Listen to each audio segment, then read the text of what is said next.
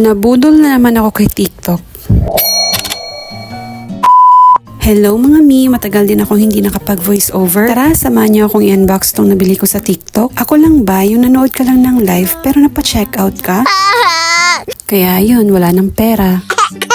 Actually, investment ito mga mi. Nagmamahal na kasi yung mga gold. Kaya ayun, yung natirang pera ko, pinambili ko na lang nito. Kaysa ipambili ko ng kung ano-ano, hindi ko naman kailangan. Tatambak na naman dito sa bahay. Might as well, mangongolekta na lang tayo ng mga ganitong items. Fast forward na tayo mga mi. At ayun na nga, nandito na si Simon at tinulungan niya ako mag-unboxing. Check out lang daw ako ng check out sa TikTok.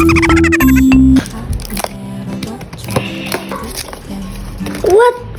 Na-amaze kaming pareho ni Simon kasi ang cute niya mga mi. Ayan o, ang cute niya kasi lightweight lang to mga mi. And mura ko lang tong nakuha. Napa-appraise ko na siya and totoo namang ginto. Kaya ayun, may naitabi na naman akong collection. Bye!